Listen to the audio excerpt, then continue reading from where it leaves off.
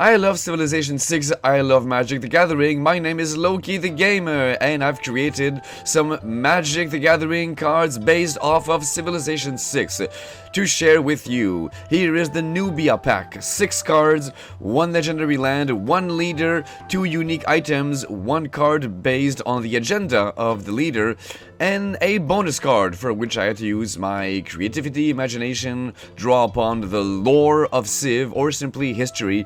More on that later. Nubia will be a very militaristic civilization, so expect some stats bonuses that will come in the form of +1/+1 counters, especially +1/+1 counters, because we're talking about units that gain experience. Experience is something that you accumulate, much like +1/+1 counters. There will be gold. Gold will translate into treasures, as we see here from my equivalency chart. There will be mines. It's the land of the mines.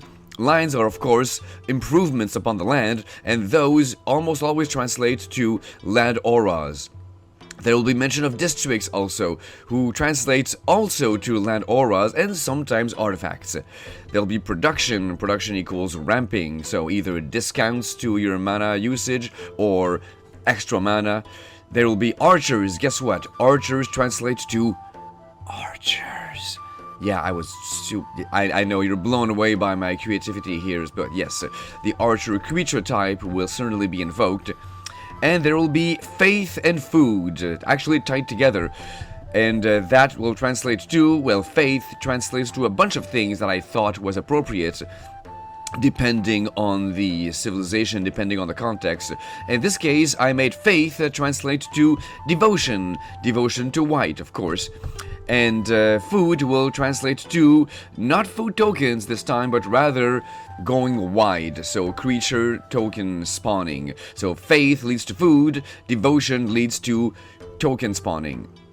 The color identity of Nubia will be, well, white. It has to be white since we already mentioned faith and devotion to white, so that would be a surprise if it didn't include white.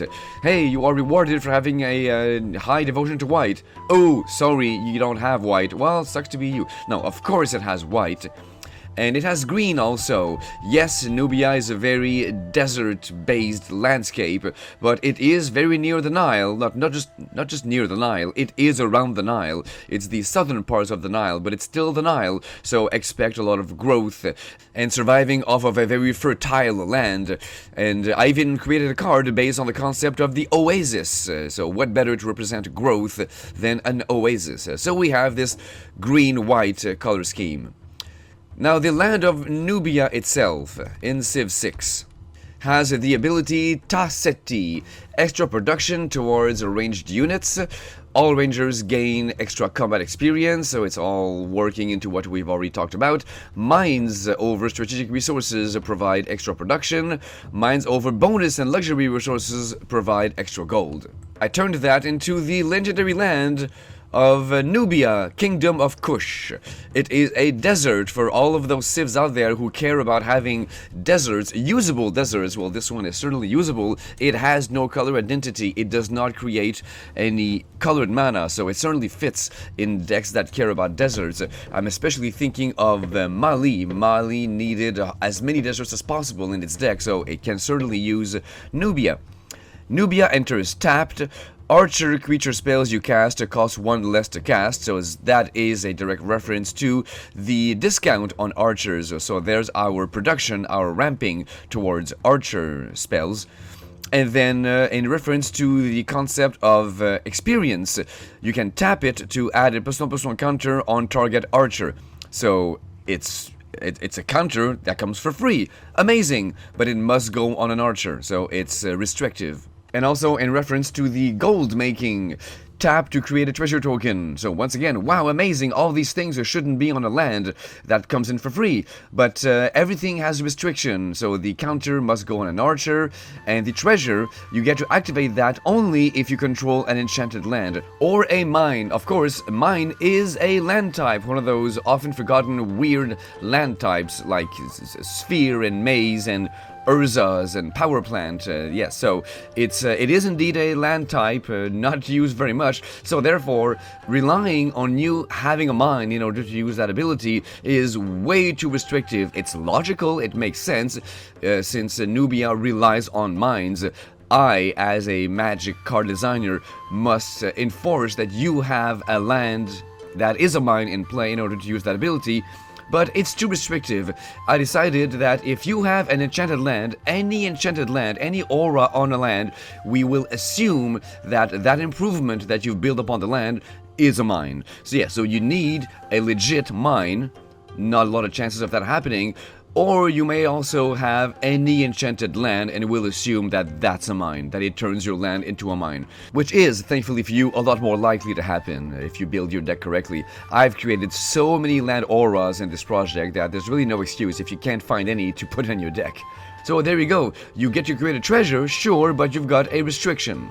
So everything about that land is kind of powerful, kind of too powerful for a land, but it comes with its sets of restrictions. So I think it's fairly balanced, given that it does not produce any mana by itself. So if those restrictions are actually too restrictive for you, if you don't have an archer yet to take advantage of the counter generation, the experience, if you don't have an enchanted land or a mine, you can't take advantage of the treasures, then this land is really like a dead card.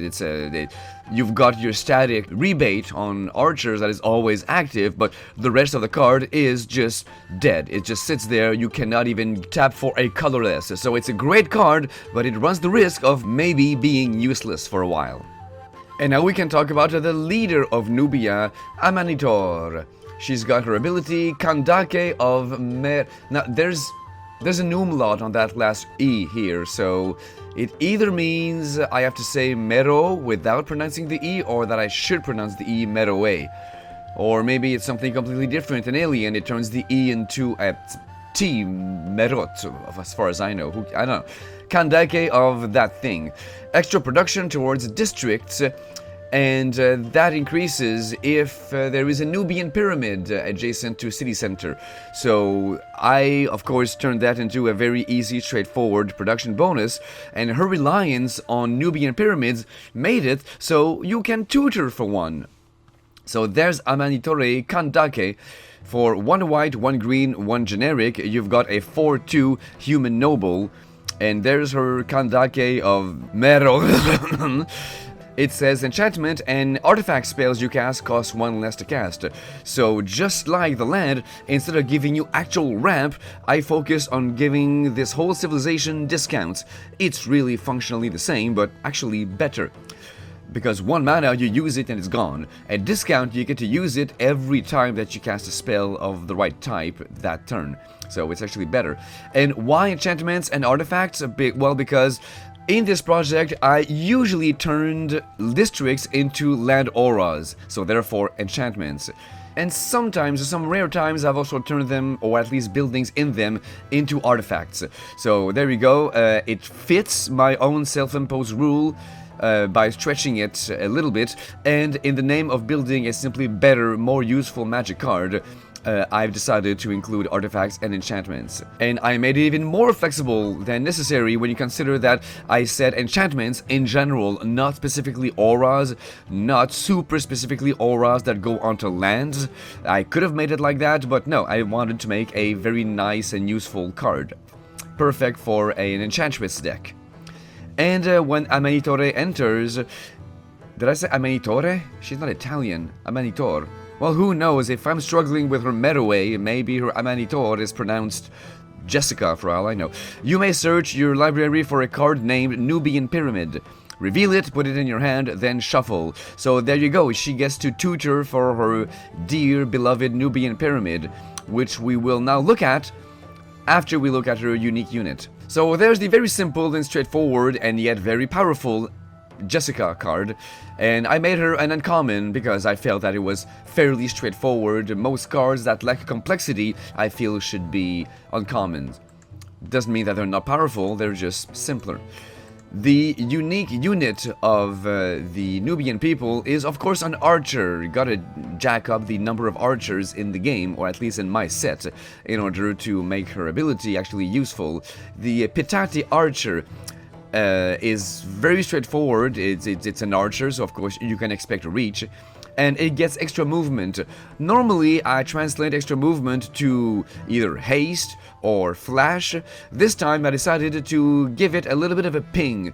It is so quick and fast moving that it will get to sneak past its enemies' defenses and ping them for 1 damage. So there's this very simple common card. Again, a common card should be simple, not necessarily weak, but simple. For 2 mana, 1 white and 1 generic, you get the Pitati Archer, a human archer, 2/2, reach, and tap. This creature deals 1 damage to target attacking or blocking creature. We've seen a bunch of white cards that do something extremely similar, so there we go, I kept it simple. Now let's move on to the Nubian Pyramid. The Nubian Pyramid loves adjacency to essentially all districts. It provides you a boost if it's next to, well, anything that is a district. So don't forget that districts are land auras.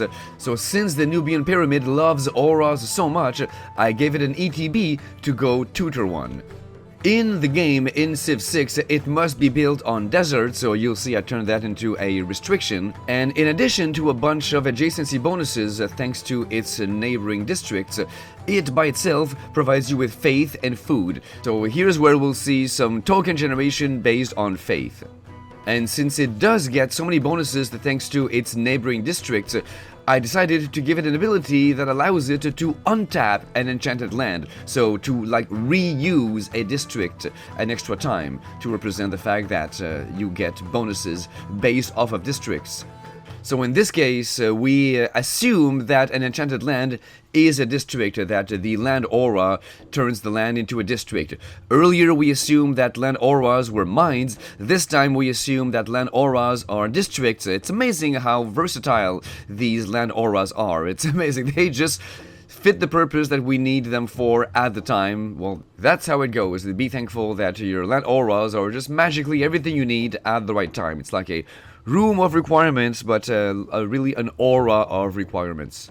So this is what the Nubian Pyramid looks like. For 4 mana, 1 white and 3 generic, you've got an ability that only activates when you have your commander. So this is the only time, I believe, in this whole project that I use the Lieutenant ability.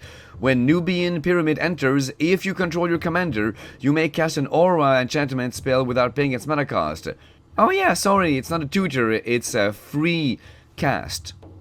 I misled you there, didn't remember my own cards. So yes, it's not go get an aura from your library, it's rather you may drop one from your hand without paying its cost. So yeah, so the Nubian Pyramid comes with its own aura that you get to stick to. Well, it doesn't have to be a land. It really should be, because as we've said, the Nubian Pyramid will allow you to untap an enchanted land, so it might as well be an enchant land aura, but it doesn't have to be. Could be an aura that you want to stick on your Voltron commander or something like that. So yes, but I made it dependent on having your commander out, because Amanitor allows you to tutor the Nubian Pyramid, so I want to reward you for actually using the Nubian Pyramid in an Amanitor deck, because if you tutored the pyramid with Amanitor, then you've got your Amanitor on the battlefield. So yeah, you'll have no problem fulfilling the Lieutenant ability, requirement I should say, if you're playing a Nubian Amanitor deck. And if you don't have a Nubian Amanitor deck, then you may or may not have your commander out, so you may not fulfill that requirement quite so easily as an Amanitor deck would. And speaking of restrictions, there's the restrictions on deserts. So when Nubian Pyramid enters, return it to its owner's hand if you control no deserts. Of course, that is a restriction, but, you know, not really. You might want to do that on purpose, because you get that free aura cast by casting it again and again and again. Now, it's not such a big, useful strategy, because the Nubian Pyramid itself costs 4. So to do that repeatedly, just to get a free aura cast, is quite cost prohibitive. You need some expensive ass auras in order to turn this into a profit. So if your auras cost 5, 6, I don't do it, dare I say 7, then yes, it's in your best interest to keep doing that again and again and again on purpose. So put no deserts in your deck on purpose in order to get all those free aura casts. But it's unlikely. It's worth mentioning because it's cute, but unlikely to be a workable, reliable strategy. And now perhaps the more interesting part of this card is the sheer amount of creatures you might get from it. Tap, create X white 1/1 citizen creature tokens, where X is your devotion to white. So yes, turn faith into loss of creatures. And don't forget that your commander can tutor for this card, so treat this card as essentially an extension of your commander. These are all abilities that you can rely on. And you get the awesome ability of untapping target enchanted land. So really Amanitor, because she has all of that, in her back pocket, you can really think of her as truly a potential enchantress deck commander that focuses entirely on land auras. And also citizen, tribal, so all of these things are really an extension of your commander. So think of using her as a commander of a deck that uses all of these awesome land auras that I created for this project. I keep mentioning Hammurabi of Babylon as the perfect leader for a land aura deck, but Amanitor, thanks to her pyramid, can totally be that as well. Now, Amanitor, she likes a bunch of things. Well, she might not like it when I call her name, like she's from the cast of The Godfather, but she does like districts. That's her agenda. Her agenda is called the City Planner, so she likes you in the game when you play against her as an AI if you have a lot of districts. She does not like you if you don't prioritize building many districts. So I turned that into the City Planner card. It's a saga. I love designing sagas. They're fun. A rare saga for 5 mana. So expensive, but yes, you'll see it's a nasty, game-changing card. In chapters 1 and 2, each player may sacrifice a creature. If they do, they search their library for an aura card, reveal it, put it in their hand, then shuffle. So there you go, you get to tutor for an aura, which will hopefully be a land aura. And everyone gets to do that, so you are warning your opponents, you may as well get as many land auras in your hand, cast them, get them in play ASAP. Why? Because on step 3, you destroy all non-enchanted lands. So it's one of those Armageddon type spells. It's white, it's perfectly befitting of the color pie. And you get to not only defend your own lands, but you give a chance to your opponents to do the same. Of course, if you run a land aura heavy deck, then possibly all of your lands are enchanted, so yeah, you don't even need the help, but you give your opponents a little bit of a chance to prepare to get ready, and you also give them time to maybe even disenchant, to get rid of the saga itself before it blows up. So it's very neat, it helps you tutor for auras, it gives your opponents a chance, and it does the almighty, all-hated effect of massive land destruction. Of course, if such a card would exist, it probably wouldn't see much play for that reason. It's kind of an unwritten rule that you shouldn't use cards like that. But this one, it does give all players a chance to escape all of its wrath. Of course, it's your own fault if you don't have land auras in your deck. I created so many that it's your own fault if you don't have any. Just focus on getting rid of this aura or winning the game before it blows up, so it's not like it's an instant death sentence for your lands.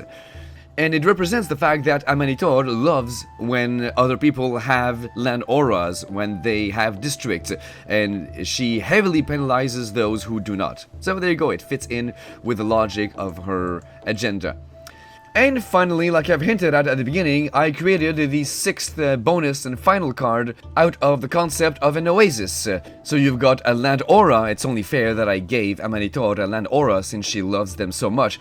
And her Nubian pyramid was not a land aura, it was an artifact, a legendary artifact also. And yeah, parentheses, I know that it's unfair to call a Nubian pyramid a legendary artifact because the landscape in Sudan, even today, is absolutely dotted with pyramids. So many Nubian pyramids survive to this day.